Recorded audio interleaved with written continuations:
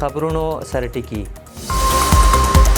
مولا برادر له سوداګرو غوښتي چې د پاکستان پر ځای بدیلې لارې غوره کړي.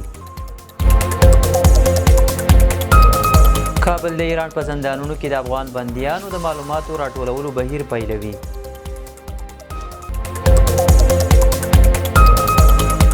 UNDP ویلي له 10 افغان کورنیو څخه 9 لوږې یا پورته اړ دي.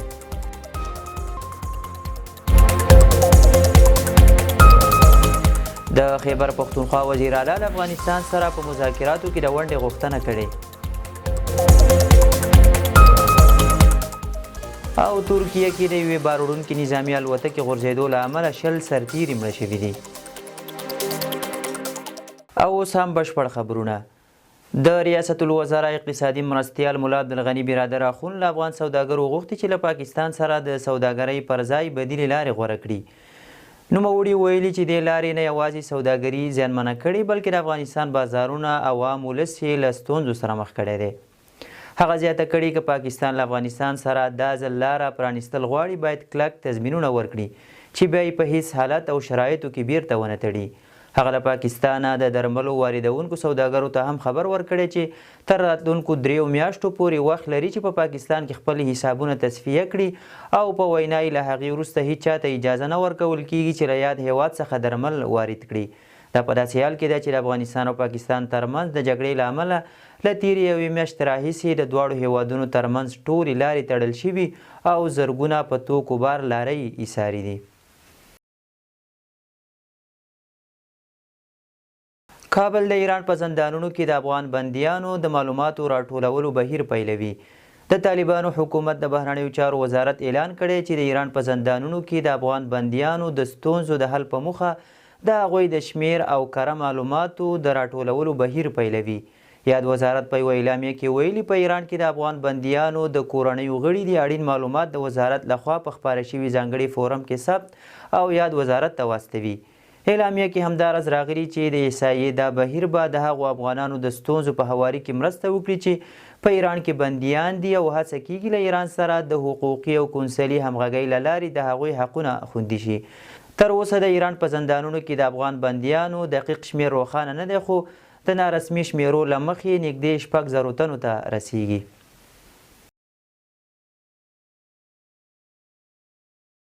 په لومړي ځل نورستان له پنجشیر سره د یو سړک له لارې وصل شو. د نورستان منډول او د پنجشیر پریان ولسوالۍ تازه رغول شوي سړک دواړه ولایتونه په لومړي ځل سره ونښلول. د نورستان سیمه ییز مسؤلین وایي یاد سړک د یو مرستندویه بنسټ په مرسته جوړ شوی چې نږدې 14 میلیونه افغانۍ لګښت پرې راغلی او د 15 میاشتو په موده کې د رغونې چارې بشپړې شوي دي. مسؤلین زیاتوي د دې سړک له جوړېدو سره به د خلکو پر تګ راتګ سوداګرۍ او د بیړنیو مرستو په رسېدنه کې ګڼې اسانتیاوې رامنځته شي. بلخوا د کونړ او نورستان ترمنځ د 120 کیلومتره سړک رغنیزې چارې هم 80% بشپړې شوي دي. د ملګرو ملتونو پراختیایي پروګرام په تازه راپور کې ویل شوي چې د افغانستان اقتصادي بیا رغونه له سختو ننګونو سره مخ ده. د راپور له مخې د هیواد 10 کې 9 کورنۍ د لوږې، پورونو او د شتمنیو د پلور له لارې د ژوند تیرولو ته اړ شوي دي. راپور څرګندوي چې له 2023 کال راهیسې نږدې 4.5 میلیونه افغانان چې ډیری له ایران او پاکستان راستانه شوي له امله یې د افغانستان نفوس شاوخوا 10 سلنه زیات او اقتصادي بحران یې ژور کړی دی.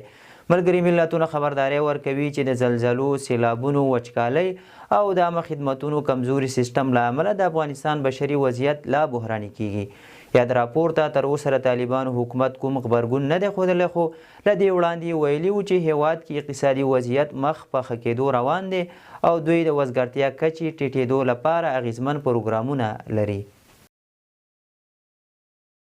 کابل کې سږکال تر 250 ډېرې پروژې پلان شوي دي. د طالبانو حکومت ویان ذبیح الله مجاهد ویلي کابل ښاروالۍ سږکال په پلازمینه کابل کې 258 پروژې پلان کړي وي چې ارزښت یې شاوخوا 8.12 میلیارډ افغانۍ دی. ښاغلي مجاهد ویلي د دغو پروژو له ډلې د 170 هغو چارې روانې دي او ګټې اخیستنې ته به وسپارل شي. هغه زیاته کړې په کابل کې 142 نورې پروژې هم د خیریه بنسټونو لخوا تمویلېږي چې مدیریت د کابل ښاروالۍ پر غاړه دی. د خیبر پښتونخوا وزیر اعلی له افغانستان سره په مذاکراتو کې د ونډې غوښتنه کړې ده. په خیبر پښتونخوا کې د امن جرګې په نامه یوه غونډه رابلل شوې چې د مختلفو ډلو او ټولنیزو طبقو استازو پکې ګډون کړی دی. یادې جرګې ته د خیبر پښتونخوا اعلی وزیر سهیل افریدي ویلي چې له افغانستان سره په خبرو اترو کې د اغېزناکو ډلو ته د ګډون ونډه ورکړل شي. نوموړي وویل چې له افغانستان سره په خبرو کې باید د پښتونخوا خلکو ته ونډه ورکړل شي ځکه د خیبر پښتونخوا د دین، ژبه، کلتور، ارزښتونه هر څه له افغانستان سره ګډ دي. همدارد د پاکستان د پارلمان پخوانی رئیس او د تحریک انصاف ګوند جګپوړی غړی اسد قیصر وایي د خیبر پښتونخوا اقتصادي اړیکې له افغانستان سره تړلې دي او دواړه هیوادونه باید ستونزې له ډیپلوماتیکو لارو هوارې کړي. دا په داسې حال کې ده چې د افغانستان او پاکستان ترمنځ په قطر او ترکیه کې 3 پړاوه مذاکرات بې نتیجې پای ته ورسېدل.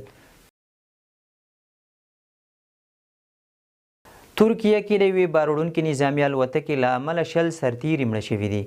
د ترکیې دفاع وزارت اعلان کړی چې د جورجیا په پولو کې د غورځېدلې الوتکې په پیښه کې 20 سرتیري مړه شوي دي. دغسې 130 باروړونکې نظامي الوتکه له آذربایجان څخه ترکیې ته روانه وه چې د کاخیتي ولایت په سیغناګو سیمه کې راولوېده. د پیښې له امله لا نه ده څرګند خو د ترکیې او جورجیا چارواکو څېړنې پیل کړي دي. د پیښې له ځایه خپرې شوې ویډیوګانې ښیي چې الوتکه ټوټې شوې او سوځېدلې ده.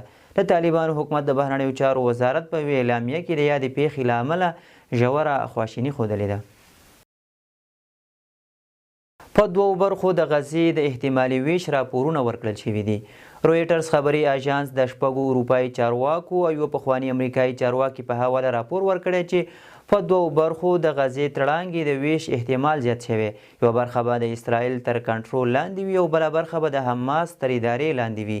هغوی خبرداری ورکړی چې دا وضعیت ښایي د کلونو جلاوالي او د غزې د عملي ویش لامل شي.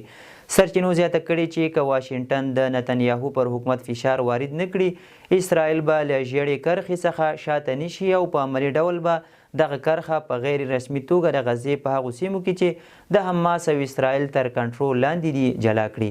دا موضوع په داسې حال کې پیاوړې شوې چې د ډونالډ ټرمپ د اوربند د پلي کېدو طرحه په غزه کې له کړکېچ سره مخ شوې ده.